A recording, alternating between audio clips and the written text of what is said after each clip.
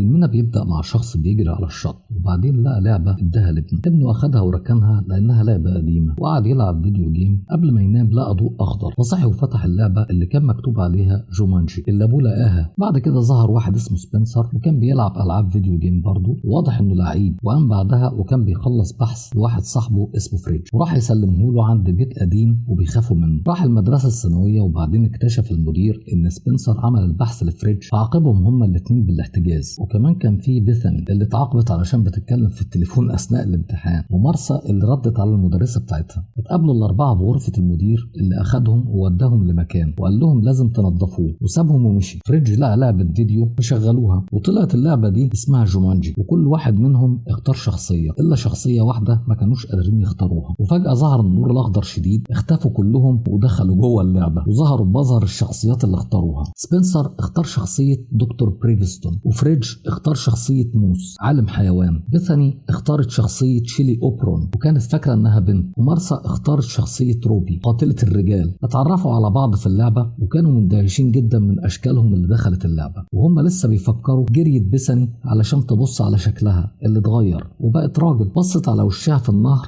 لقت نفسها كبيرة في السن وطلع لها شنب. فجأة طلع فرس النهر وبلعها، وبعد دقيقة نزلت من السماء، واكتشفوا ان كل واحد منهم ليه عدد محاولات منقوش على ايديهم. بعد كده طلع لهم قطيع من فرس النهر وجروا وراهم، وفجأة ظهرت عربية بالسواق بتاعها ونادى على بريفستون وقال لهم اركبوا، وبدأ يعرفهم عن نفسه ان اسمه نايجل، وعرفهم على دورهم في اللعبة. بعد ما ادى الدكتور بريفستون رسالة في ايده وقال لهم ان كان في عالم قبلهم اسمه رسل وهو كان معاه، ورسل ده اخد الجوهرة من تمثال النمر، وبعد كده اصابت الغابة كلها بلعنة. ونايجل سرق الجوهرة منه وهو نايم وسلمها للدكتور بريفستون وقال له رجع الجوهرة للنمر وحطها في مكانها، ونادي باسم جومانجي بصوت عالي علشان تتشال اللعنة. واداهم خريطة وقال لهم دوروا على القطعة الناقصة في السوق، وسابهم ومشي. وبيبص في الخريطة بعد كده لقاها فاضية، بس بيثاني اللي هي بقت شيلي شافت الخريطة كويس وشافت كل حاجة فيها، وقالت له فعلا انها خريطة لجومانجي. وفجأة كان بريفستون بيدور في جيوبه فداس على عضلة صدره الشمال، فظهرت لائحة بتبين فيها نقط قوته وضعفه، بس ما كانش عنده ضعف، بس نقط قوته عدم الخوف والتسلق والسرعة والقرص المرتد كمان. وكمان كان فيه نظرة ثاقبة. وسألته مارثا عملت ايه علشان تظهر القايمة دي؟ علشان اعمل زيك، قال لها، فعملت زيه. فظهرت ان نقط قوتها الكاراتيه والقتال الراقص، ونقط قوة تانية، ونقط الضعف بتاعتها هي السم. اما شيلي قوته في علم الخرايط وعلم الآثار وعلم المتحجرات، ونقط ضعفه القدرة على التحمل. وجي دور ماوس، ونقط قوته انه عالم حيوانات وحامل اسلحة، ونقط ضعفه الكعك والسرعة والقوة. يعني تعبان خالص، اتضايق جدا طبعا وقعد ينقع حظه. وهم بيقروا في الخريطة لقوا رجالة رسل اللي كان عاوز يسترد الجوهرة بعد ما اتسرقت منه.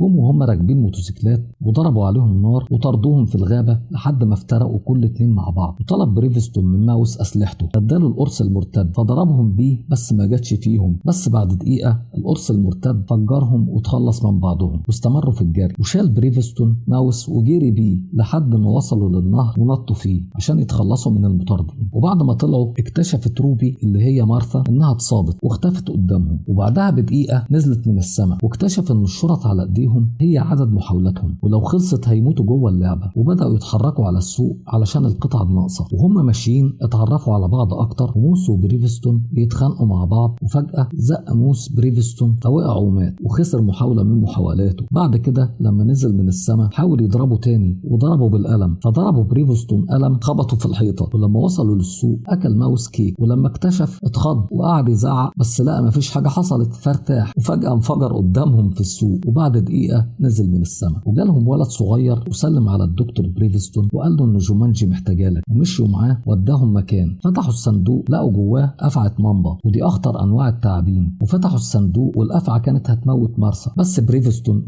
مسكها ماوس وخلع انيابها لانه عالم حيوانات طبعا، وبقى فرحان جدا انه عمل حاجة مفيدة. طلعوا الرسالة اللي كانت في الصندوق لقوا فيها فيل، ورسالة بتقول لما تلاقوا الفيل ابدأوا التسلق. لسه هيطلعوا من السوق لقوا رجالة رسل قدامهم. بدأ بريفستون يضرب فيهم كلهم بطريقة غريبة كان بيلعب بيها. وظهر رسل نفسه وطلب منهم الجوهرة أو يقتلهم. وفجأة ظهر واحد رمى قنبلة دخان وهربهم وخدهم معاه لمكان كله أفخاخ وعداهم منه. واضح إنه كان عارف المكان كويس، فسألوه أنت طيار؟ قال لهم أيوه. فعرفوا إن هو القطعة الناقصة اللي كانوا بيدوروا عليها. وقال لهم إنه بقاله أسبوعين في اللعبة، ولما خلصوا منه محاولتين عرف إن انه مش هيعرف يكسب لوحده، فاستسلم وقعد في الكوخ ده، وان نقطة ضعفه هي الناموس. وتعرفوا على بعض كويس وقالوا له ساعدنا واحنا هنساعدك. فقال لهم أليكس ده انه راح كوخ وسائل النقل وانه مرعوب منه وخايف يروح هناك. اقنعوه انه كلهم هيساعدوا بعض لحد ما يوصلوا. وصلوا للكوخ واتفقوا ان مارسا تروح تشغل الحراس علشان يخشوا من غير ما يحسوا بيهم، وخلوا بيثاني تعلمها تشغلهم ازاي زي ما كانت بتشغل الشباب في المدرسة. بس مارسا رفضت، فقال لها سبنسر انها تقدر تعمل اي حاجة. واضح انهم كانوا معجبين ببعض، فاقنعها. وبعد كده بيتكلم مع فريدج وسبنسر مع أليكس. وانتبه سبنسر ان أليكس بيتكلم عن ممثلة من التسعينات، فقال له احنا في اي سنة؟ فأليكس رد عليه وقال له احنا في سنة 1996. هنا استغربوا جدا وقالوا له انت بقالك 20 سنة جوه اللعبة، وعرفوا ان هو صاحب البيت المخيف. وصلت مارسا للحراس بس فشلت في شد انتباههم لانهم سألوها نفس السؤال، فحصل لها ايرور كده. بعد كده شغلت موسيقى عندهم ورقصت معاهم شوية، وبعد كده قعدت تضرب فيهم، وده اللي كان اسمه القتال الراقص. وفي اللحظة دي كانوا هم جوه الكوخ. ركبوا هليكوبتر وكان رجالة راسل وراهم. وصلوا للكوخ وضربوا عليهم نار واتصابت الهليكوبتر واختل توازنها وبقت قريبة من الأرض، وجري وراهم قطيع من وحيد القرن وأصبحوا مطاردين كمان. فطلع سبنسر علشان يصلح الهليكوبتر وفعلا صلحها. وأول ما ارتفعت الطيارة مالت ووقعت الجوهرة من شنطة فريدج، ورجعوا علشان يجيبوها. فلقى سبنسر إن فريدج لسه عنده محاولتين، فرماه من الطيارة علشان يشغل انتباه القطيع اللي عملوا دايرة حوالين الجوهرة. وفعلا جريوا ورا فريدج وموتوه. وأخد سبنسر الجوهرة ومال بالطيارة علشان يمسك فريدج وهو نازل من السماء. فعلا لحقوا ومسكوا. وبعد كده لما وقفوا بالهليكوبتر قعدوا يحتفلوا ويضحكوا مع بعض. وفجأة ناموسة قرصت أليكس فخسر محاولته الأخيرة ووقع ومات. فحاولت بيثاني إنها تعمل له تنفس صناعي، ولقوا إنها بتخسر محاولة علشان يعيش أليكس. وضحت بيثاني فعلا بمحاولة علشان تحمي أليكس. فأليكس وشكرها. وبعد كده وقفوا في مكان، ومارسا وسبنسر اتكلموا مع بعض واعترفوا لبعض إنهم معجبين ببعض جدا من المدرسة، وإن الإعجاب متبادل بينهم. ساعتها شافوا النمر ووصلوا لمنطقة اسمها المدافعين ولقوا فيل، فبدأ يتسلق سبنسر الشجرة علشان يوصل للنمر لكنه وقع وكلته الأسود. ولما رجع طلب يكلم فريدج وقال له إنه مش مغامر وبقى معاه حياة واحدة بس وخايف يفقدها. بس فريدج قال له